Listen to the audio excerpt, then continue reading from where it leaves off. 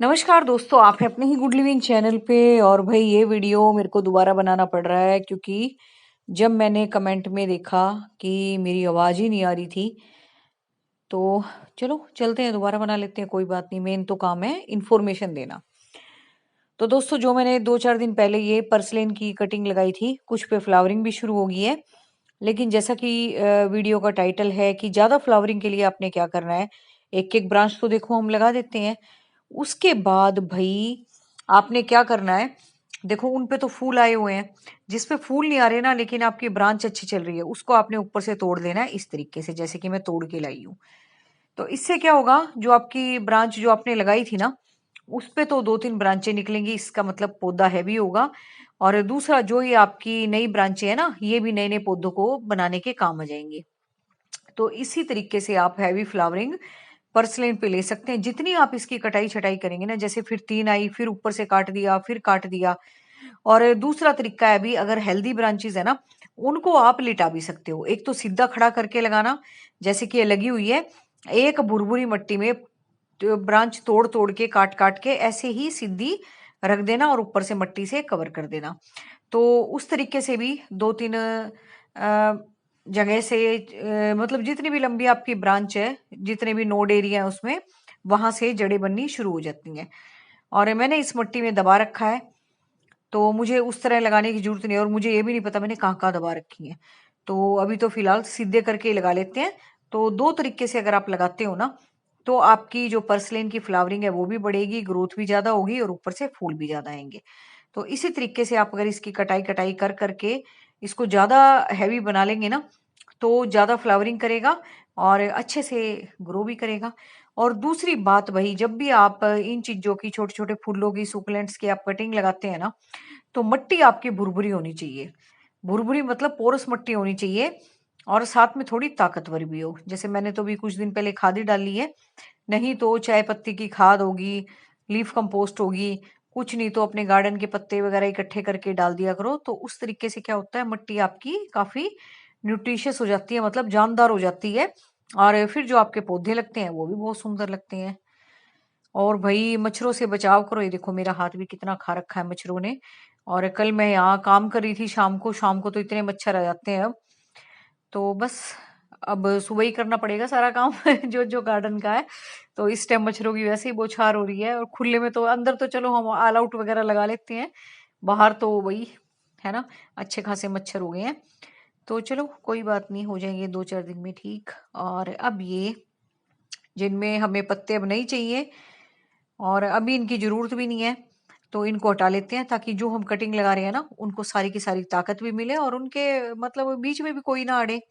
क्योंकि इनकी अभी हमें जरूरत नहीं है, इसके लीव्स की भी। जैसे लिली के कोई भी प्लांट आपके लगे हुए हैं, बहुत बड़े बड़े लीव्स हो गए हैं, तो आप उनको इस मौसम में हटा सकते हो, क्योंकि लीव से अब उनका कुछ नहीं होना। ये डंडी पे से जो छोटे छोटे से पौधे मैंने हटाए थे, इसको भी लगा देते हैं। उगेंगे तो उग जाएंगे, फेंकते तो है नहीं भी कुछ भी।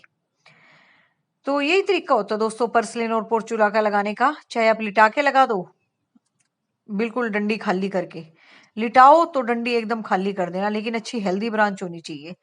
ऐसे लिटा के रख दो, और नहीं तो भाई ऐसी ब्रांच है तो जैसे सीधी खड़ी है इस तरीके से लगा सकते हो। तो ये है दो तरीके। और जितनी आप इसकी कटाई छटाई करोगे ना, देखो जब हम लगाते हैं तो सिंगल सिंगल ब्रांच लगाते हैं इस तरीके से, तोड़ के लाते हैं, नीचे के पत्ते हटा देते हैं और फिर मिट्टी में दबा देते हैं। लेकिन ज्यादा फूलों के लिए उस एक ब्रांच को तो आपको बिल्कुल नहीं रहने देना। जैसे ही आपको लगे ना ये सीधी खड़ी होगी है, या अब इसने मिट्टी में पकड़ बना ली है, तो बस आपने ऊपर से उसकी कटाई कर देनी है और उस ब्रांच को नई जगह उगा लें, और दूसरी वाली में बहुत सारी ब्रांचें अपने आप आती चली जाएंगी। और फिर ऐसे ही कट कर करके आपका पौधा हैवी हो जाएगा। और दोस्तों, हम लगाते हैं इन पौधों को इसलिए क्योंकि इसमें हैवी फ्लावरिंग हो, अदरवाइज तो छोटे छोटे दिखते भी नहीं है। और जब इन पर फूल आते हैं ना, तभी इनकी रौनक होती है, इन ऐसे ऐसे पौधों की। तो इसको आप हैंगिंग बास्केट में भी लगा सकते हो, डेकोरेशन के लिए भी लगा सकते हो। और मैं जैसे लगाती हूँ, मैं इनको बड़े बड़े जो गमलों में पौधे लगे हुए हैं ना, बड़े साइज वाले, तो उनकी मिट्टी को सेव करने के लिए भी लगा रही हूँ। और ऊपर से भी फूल भी खिलेंगे तो अच्छे लगेंगे ही, है ना। इससे क्या होगा, ये छोटे छोटे पौधे ना क्या करते हैं, मिट्टी की जो बड़े पौधों की मिट्टी होती है ना, उसके लिए मल्चिंग का काम करते हैं। एकदम से जैसे आप पानी डालते हो ना, एकदम से इवेपोरेट नहीं होने देते, ठंडक बनाए रखते हैं, क्योंकि इनकी लीव्स में ना खुद इतना मॉइस्चर होता है कि मल्चिंग का काम करते हैं और पौधों के लिए। तो इससे क्या होगा कि फूल भी खिल जाएंगे अपने, और दूसरा भी अपनी मिट्टी भी सेव हो जाएगी। आगे जैसे गर्मी पड़ेगी एकदम से पानी इवेपोरेट नहीं होगा, और नए नए सुंदर सुंदर पौधे फूल देंगे, तब और भी सुंदर लगेंगे। तो ये है भाई तरीका इनको लगाने का। इसके अलावा आप कुछ भी लगा सकते हो, कैलेंडोई की भी कटिंग लगा सकते हो। फूल तो नहीं आएंगे, लेकिन हाँ आपकी मिट्टी सेव हो जाएगी। बहुत सारे ऐसे पौधे हैं जिनकी जड़ें कोई इतनी ज्यादा गहरी या फैली हुई नहीं होती। सुकुलेंट फैमिली के तो ज्यादातर ऐसे होते हैं कि ज्यादा इतनी जड़ें इनकी गहरी नहीं होती। और बस जो भी आपके घर से या गार्डन से, या जब भी आप कटाई छटाई कर रहे हो, जैसे देखो मैं अब लगा रही हूँ, इसके पत्तों को भी मैं मिट्टी में डालती चली जा रही हूँ, ताकि ये भी कंपोस्ट ही बनेंगे।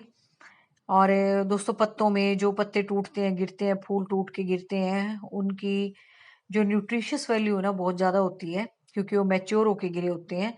बहुत सारी अच्छी चीज़ें उनमें ऐसी होती हैं कि जो पौधों को लगाने वाली मिट्टी होती है ना, चाहे वो गमले में लगी हो, चाहे वो आपके सोइल में लगी हो नीचे ज़मीन में, उनको ताकतवर बनाते हैं। हमें हमें लगता है कि ये वेस्ट है आइटम, ये प्लांट से गिर गया, लेकिन उसमें भी दोस्तों बहुत सारे मैक्रो माइक्रो न्यूट्रिएंट्स होते हैं जो गमलों की सोइल को और वैसे लगे सोइल को भी एनरिच बनाते हैं, और आपकी जो मिट्टी होती है वो ताकतवर होती है। और अभी देखो जो मैंने लगाए थे कल ना, ये भी सीधे खड़े हो गए हैं। थोड़े से और बड़े हो जाएंगे ना, इन पे भी मैं कट मार दूंगी।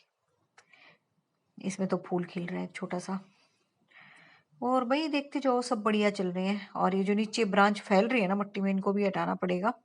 ऐसा आप भी करते रहा करो, ताकि मिट्टी को पूरी ताकत मिले, सूर्य की रोशनी मिले, हवा मिले।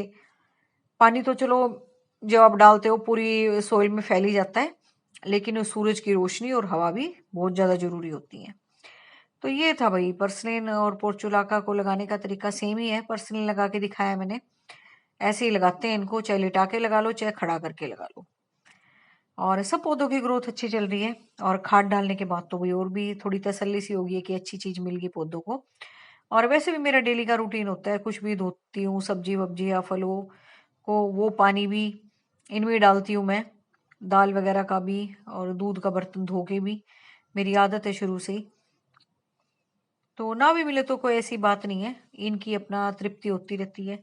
तो उम्मीद है आज का वीडियो आपको अच्छा लगा होगा। अच्छा लगे तो लाइक जरूर किया करो, अपने जैसे लोगों को शेयर भी किया करो, ताकि जिन लोगों को पौधों का शौक भी नहीं है तो होता ना, आप उनको शेयर कर देते हो ना, तो उनको भी लगता है कि हाँ हमें भी लगाना चाहिए। अगर वो लोग वीडियो देखेंगे ही नहीं इस तरह की प्लांट्स की, क्योंकि उन्हें शौक ही नहीं है, लेकिन अगर आप भेज दोगे आपके कोई सर्कल में है, तो फिर उनको क्या पता शौक चढ़ जाए, और जितने लोग पौधे लगाएंगे उतना भाई हरा भरा वातावरण होगा चारों तरफ का। तो मिलते हैं नेक्स्ट वीडियो में। Thank you very much, take care.